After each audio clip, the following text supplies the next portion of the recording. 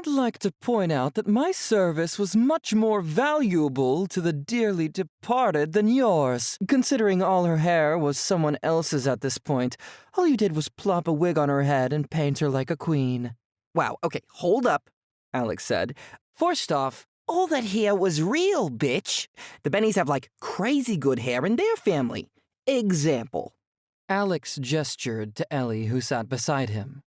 She flicked her long locks over her shoulder and combed her fingers through the curls.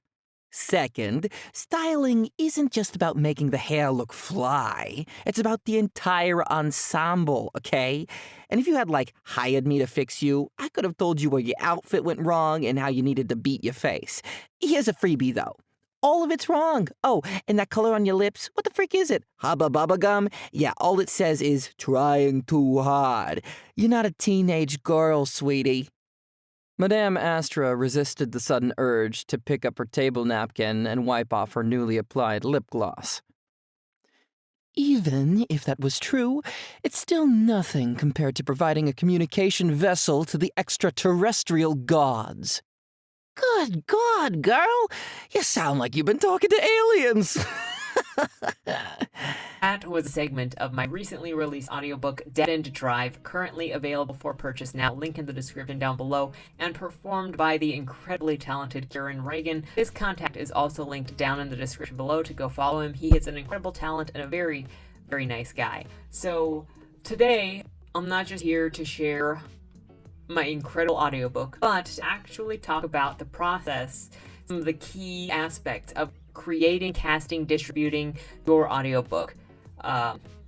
If that's a direction that you're hoping to go. Now, the audiobook industry is getting bigger. It's a multi-million-dollar industry at this moment, and audiobooks are getting more and more popular, especially with transportation. People like to listen to them on the bus, on planes, when they're driving to and from work, especially long distances. So audiobooks are a great way for working people to consume more books and get alternative means of enjoying novels. Before we get started, Lemoy, this is going to be your last reminder, last chance to get your short story in for the May Lemoy, because it is closing this weekend, and only those on the bus will get in for Monday's Lemoy video. So make sure you've got it in before Saturday. So one of the main questions that comes up when you're thinking about starting an audiobook is what options are there for creation of audiobook and distribution of audiobooks. Now, there are two ways that you can go. First, with the audiobook production, there is obviously reading the book yourself and producing it yourself. That is doing all of the sound checking, doing all the sound levels, doing all the cutting and editing and reading and all of that yourself, and then having yourself as the book reader, which if you have a very good voice, go ahead and do it. There are lots of authors that read their own audiobooks. I think it's especially common in nonfiction, but don't take my word on it. I'm not a logician.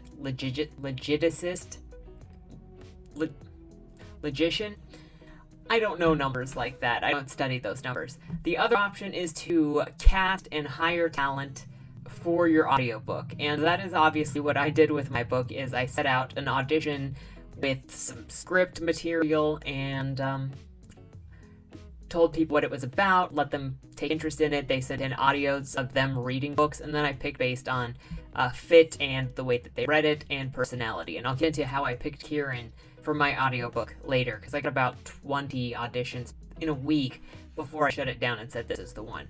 So for audiobook options, So for audiobook production and options, there are three big ones. Usually everybody thinks of ACX, which is the audiobook arm of Amazon. Obviously, pretty much everybody going indie knows about Amazon's publisher, so they by default also know about ACX. Now, I will warn you against going ACX or Audible or Amazon exclusive so hard. It is not a good decision. We'll get into that later. ACX is one of the biggest options and the most well-known options for audiobook production, but it is not the only one.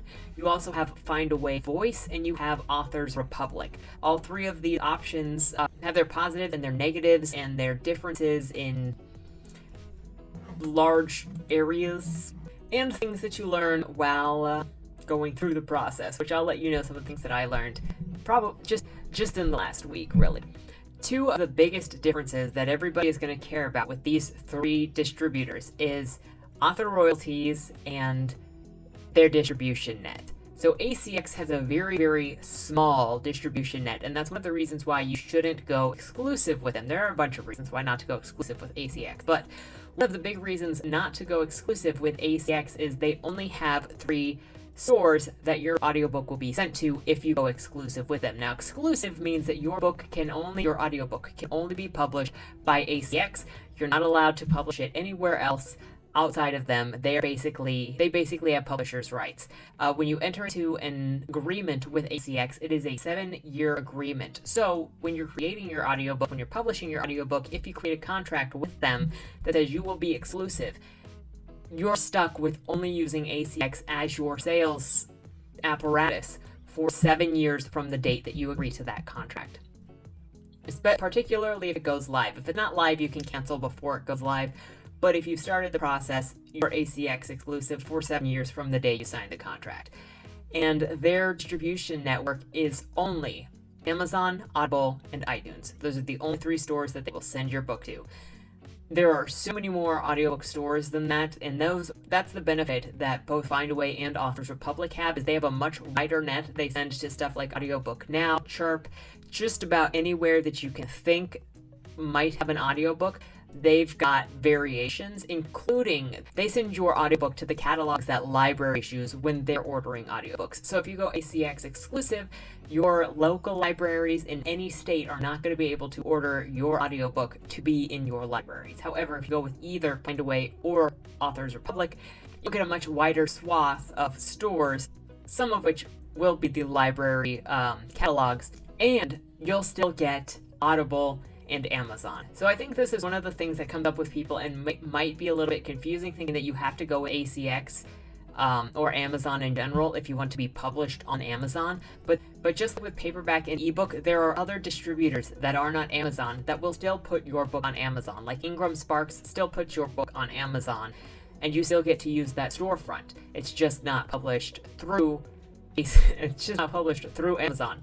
Sometimes I feel like there's this misconception that if you don't publish through Amazon, then you're not going to be able to use the Amazon storefront. But using Findaway or Authors Republic is very similar to using Ingram Sparks or other or other distributors for ebook and paperback, in that you still get distribution to Amazon if you select it. So using Findaway and Authors Voice, you will still get that Amazon storefront, and I don't think Findaway has iTunes, but Authors Republic does go to Apple's iTunes. I think that's correct. Now, like I said, the other big difference between these 3 distributors is the author royalties.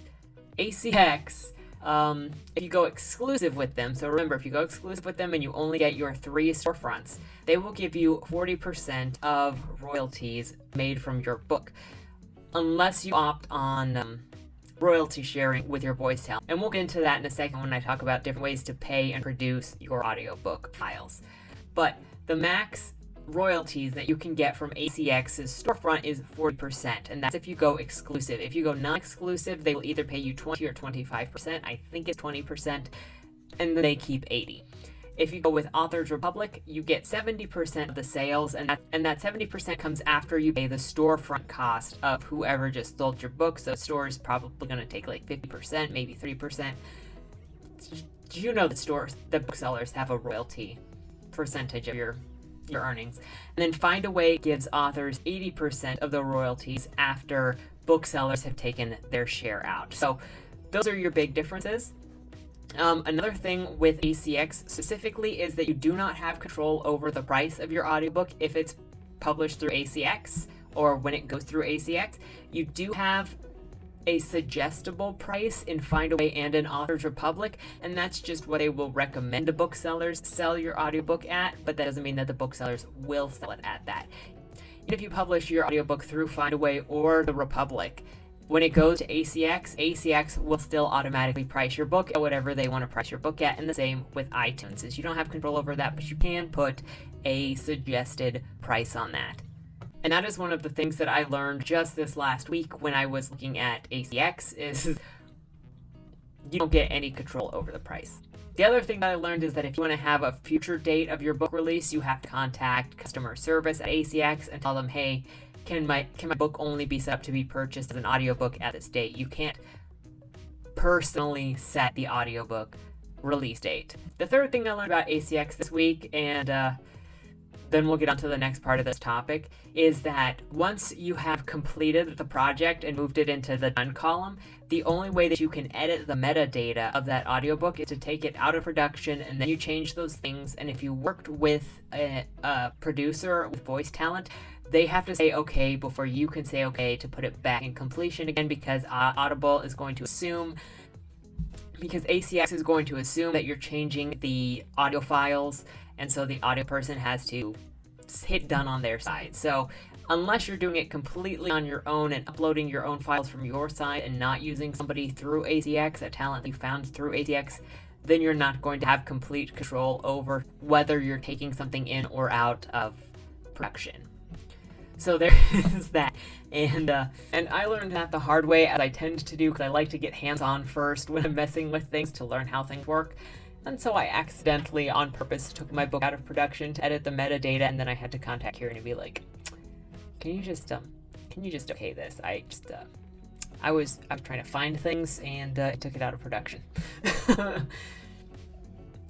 Being the sweet darling that he is, he did go and do it, so I appreciate him. Okay, choosing your voice, choosing the website you want to go with, your voice talent. How do you go about actually producing an audiobook? So the first thing you need to consider is, are you doing the audiobook yourself, or are you looking for talent? All three websites will ask you if you already have the files ready, or if you're looking for talent to create those files with. And then they have basically pair matching systems where you'll enter in information for people to review if they want to audition for your book, and then if they do want to audition for your book, they'll read a portion of your story, and you'll get that as the audition.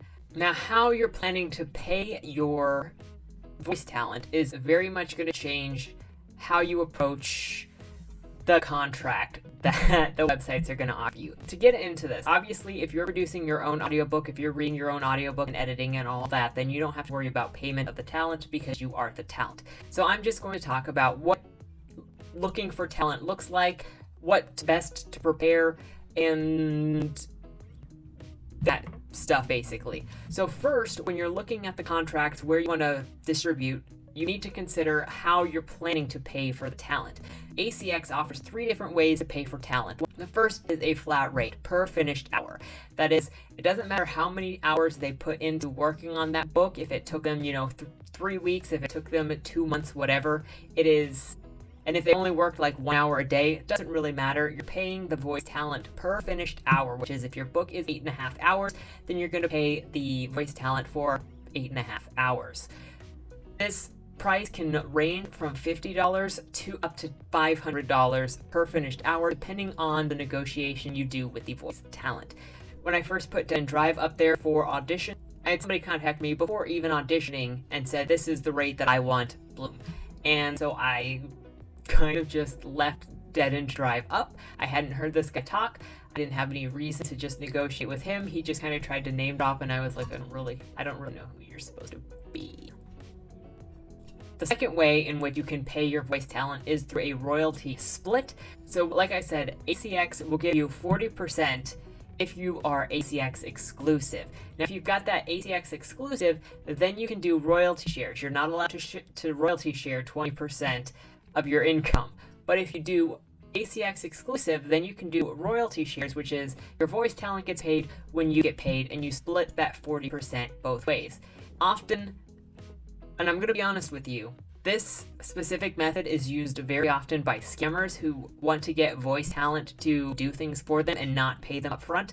So a lot of voice talent, especially the talented and seasoned voice talent, do not want to do royalty shares, because it means they're putting in a bunch of work to not get paid. And while we'll do that as authors, kind of not fair to do that to the voice talent, and the voice talent is actually at a much greater disadvantage in this whole setup when you're trying to pair with people. I'm going to get into that with the voice talent etiquette at the end of this video. Now, you can also offer voice talent a royalty shares plus a flat hourly rate, and more voice talent is willing to do that than just straight up royalty share, because at least they're getting somewhat paid, and they'll often take a smaller a smaller flat rate if you also give them royalty shares. Findaway is similar to ACX in that it offers you the ability to do a royalty share plus flat hourly rate. It does not allow you to only do a royalty share, and also Findaway tries to protect voice talent a little bit more by requiring authors to put in the book data for their book so that potential talent can check the reviews, check the sales, whatever, and see if that is a project that they are willing to take a royalty split on because they think that it will be a fair trade. So Findaway does offer that, but you're not going to get straight up royalty sharing only with Findaway. I haven't used Authors Republic to find talent, or I haven't tried to use it to find talent, so I'm not entirely sure how that one works. So take that as you will, but it's probably very similar to Findaway, if that. Now, if you don't want to use any of these websites to find talent, you can also go to any website that offers listings for jobs, like, what is it, Backdoor? Backstage.com, Voice123. You can even go to Craigslist if you really, really want to, and just post a listing saying you're looking for talent, here's contact information. When you're setting up, I found Kieran through ACX because I really didn't know what I was doing. Suddenly, within like 12 hours, within like 4 hours, to be quite honest with you, I was like, I guess I'm going to turn Dead End Drive into an audiobook. I put it online, and then I was panicking for maybe 24 hours, and I almost shut it down after about 48 hours. But then I was like, no, I need to calm down. I can just let this sit for a little while. I can wait to see more people come in, and if it gets some auditions that I really, really like, I don't need to just rush because 2 people have auditioned. I can just and by slowing it down, I did find the perfect talent for this book. So don't freak out, don't rush. I would also just say don't take forever, because you want to be respectful of other people's times, but we'll get into etiquette, like I said. Either way, with ACX and Findaway, and probably eventually if you go to any other website, you're going to be asked to create a script for your people to read off of, for the potential talent to read off of. The best way to manage the script for that audition is to pick something that shows a broad variety of maybe characters, of voice, of things that you are interested in seeing how somebody is going to respond to the book or how they're going to interpret the book. So with Dead End Drive, I specifically picked the scene where all of the characters were together, even though only about half of them talk the table scene, but it shows you the energy and the differentiation between each character. I got to see Kieran do a bunch of different character voices for this scene, and so that told me a lot about how he would manage. And so by grabbing that scene with a lot of different characters in it and then saying, you know, it's a satire, blah, blah, blah, I got to see how the different voice talent would read a scene full of a bunch of characters and full of a bunch of dialogue, and it gave me a really good chance to see everybody's ranges or how they interpreted it. With Bleed More, Body More, the sample that I've grabbed together for it, I have maybe 3 different sections of the book that are just brief interactions, but it showcases different sets of characters doing different sets of moods, and that will give me an idea how the talent would read that.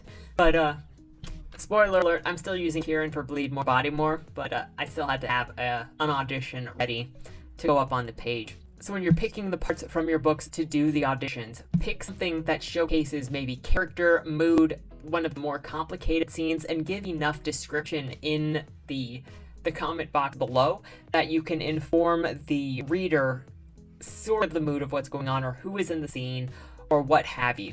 You also want to try and keep your audition material between 5 and 10 minutes, probably less than 10 minutes. I could have done better in choosing probably less content because the voice talent has to read through it, edit it, and then submit it to you. And you don't really want to just demand a bunch of free time from them because it's time consuming for them to edit. It is time consuming for them to read it all and to rewrite or to reread it all. And you don't want to just be that super, super demanding author that says, read 20 minutes of the content to prove to me whatever.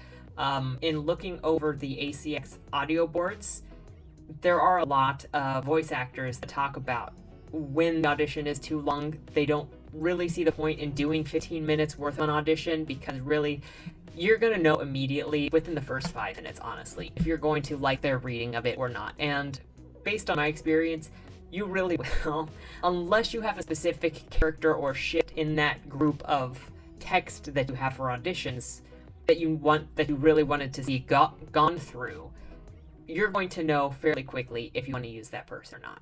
In closing, there's one more thing that you should know about how to pick which website or how you're going to pick your voice talent is if you want to do royalty share specifically on ACX, they're going to make you be exclusive, which means you can only use their shopping distribution for that book for 7 years. If you want to use any other distributors, you have to go non-exclusive, which means you're going to pay per finished hour out of pocket. And this makes audiobooks cost decently up there. And that brings me to my next thing. So I was talking about finding the right voice talent. How do you do that? Well, one, it's a process of, like I said, you don't rush. I was panicking with myself because I'm a person that doesn't do stuff until impulsively I do stuff. I say that as I look over there at my list for the next 4 years worth of books that I'm going to be publishing. That stuff will move around. But I'm very impulsive when I'm taking a big action. And Dead and Dry's audiobook was not separate from that. I don't even remember exactly how it happened. I think it was just like 10 o'clock at night and I was supposed to be going to bed, and instead I just suddenly went, what if I got Dead End to Drive an audiobook? And then I just started I looked at 1 or 2 pages, and then I put an audition up on ACX without really knowing anything, and then I told myself to slow it down. And then like over the next 24 hours, I switched from royalty share to pay per finished hour. And then I almost picked a voice talent named Jeffrey because I only had 2 voice talents at the time, and I didn't feel like I was supposed to leave my book up in audition for very long. But I told myself I needed to slow it down, let it sit, let auditions come in, don't freak out,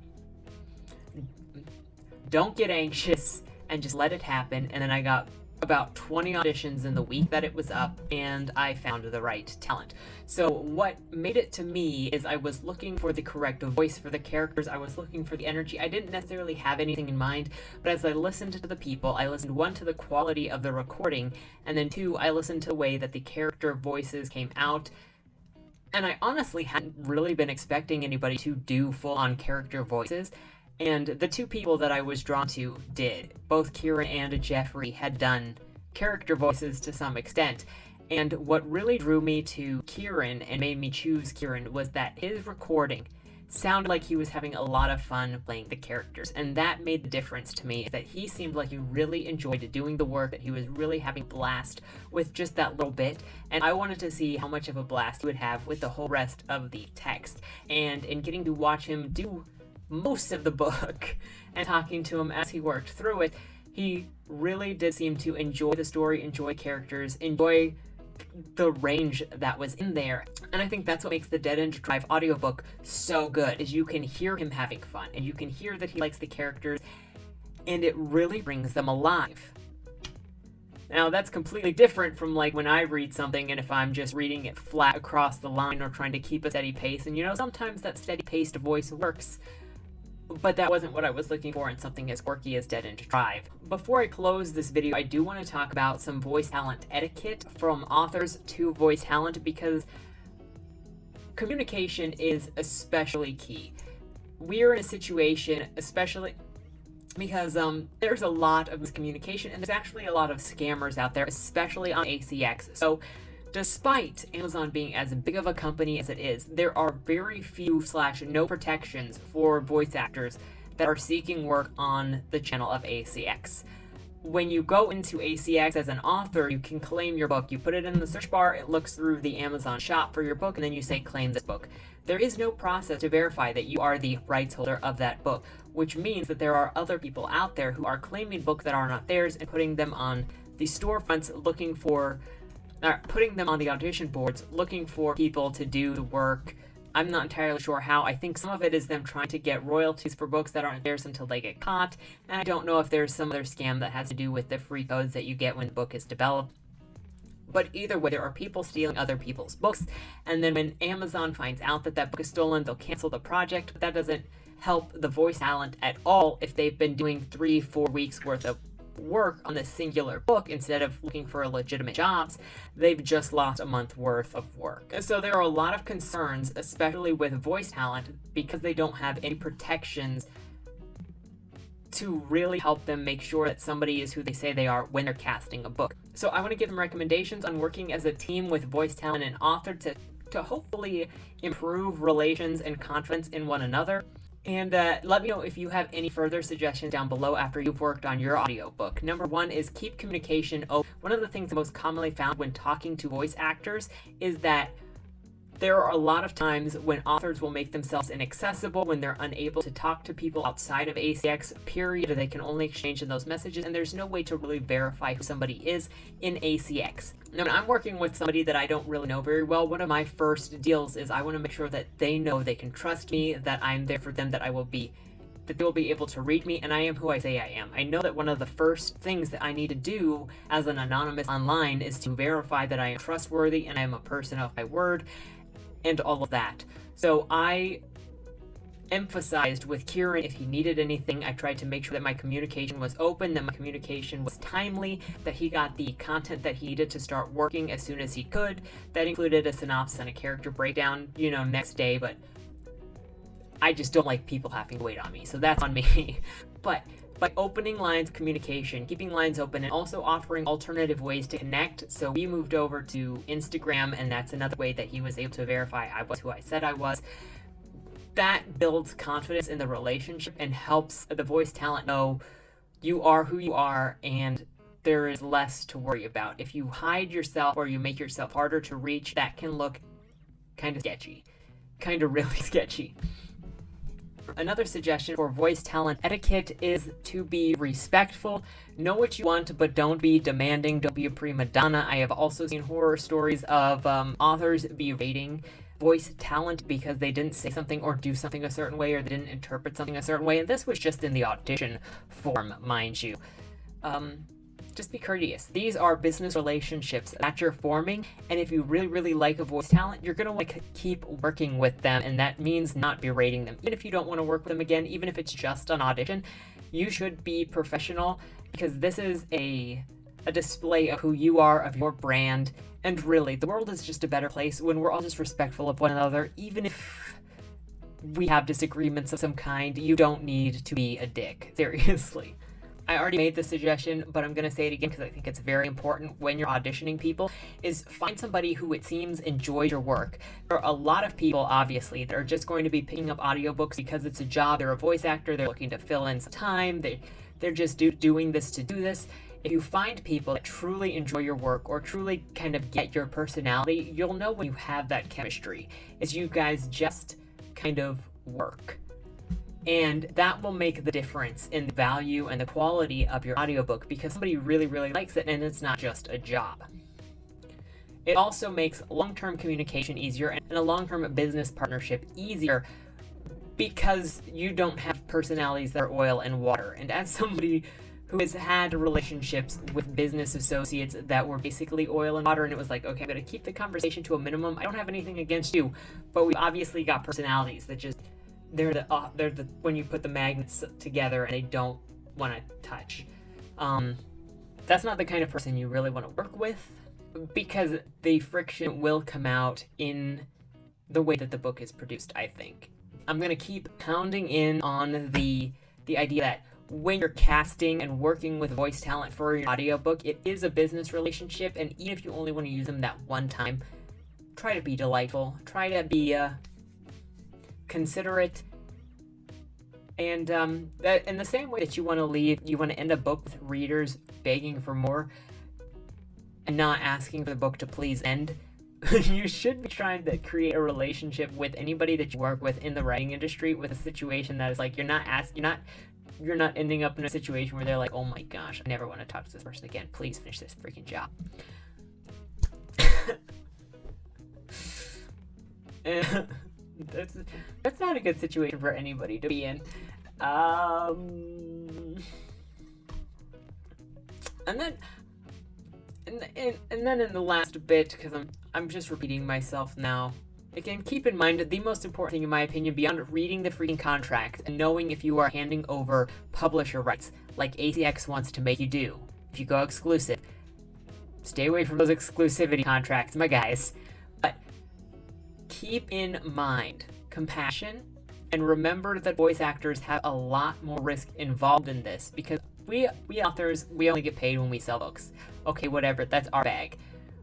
But so many, and go look at the voice actors talking about trying to find jobs in the audiobook area. There's so many dud books and scams out there, and so many voice actors who have lost hours and weeks worth of work because they got caught in a scam, and there are no protections other than them checking on themselves and backing up if their stomach is if their gut says this isn't a good idea. So make your business partners feel comfortable, let them know that you're there and that you're accessible, and keep communication open. And let's build relationships between voice actors and authors to the point that we can be confident in one another when we know that somebody is genuine.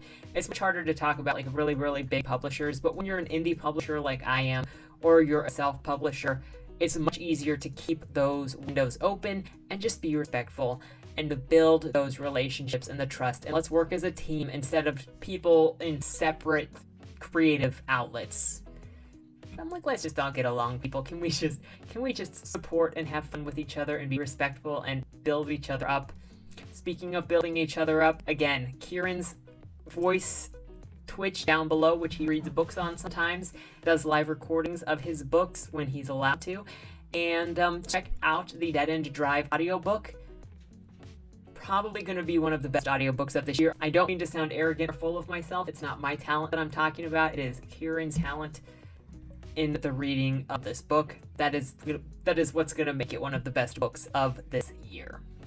That's all I've got to say that I can think of. I'm not the best at organizing my thoughts, so if you have any questions about creating an audiobook, distribution, casting, royalties, exclusivity, anything, etiquette, anything that I did not cover in this video, let me know in the comments down below, and I will do my best to either answer it or direct you somewhere that could get you an answer, because I would love to hear from you, and I would love to build this relationship more in the creative community, just between all of the different powers that be. So let me know all of your thoughts and more on this. I'm just a robot. I feel like I needed to say that for some reason. And have a good weekend. Don't die. And next week I'll be back with a book review, and we're reading your guys' memoirs. So have a good one. Don't die. Dear Madam Astra, That's me. we regret to inform you that on August 1st, your employer, Agatha Jane Benedict, owner of the Benedict estate, peacefully passed away in her sleep. Oh, that's so sad. Wait. Let me try that again. Oh my goodness, that's so sad. Yeah, I think I'm ready. With millions of dollars on the line and the opportunity for your every need to be taken care of for life, tell me, is there anything more valuable than that? I didn't think so. Dead End Drive is a dark comedy novel that makes 3 promises. 1, an illustrious estate in Louisiana. 2, an opulent dinner affair for all in attendance. And 3, and most importantly of all, lots and lots of competitive murder. So if you're looking for a cozy book to settle in with for the spooky season, I've only got one question for you. Will I see you at the will reading?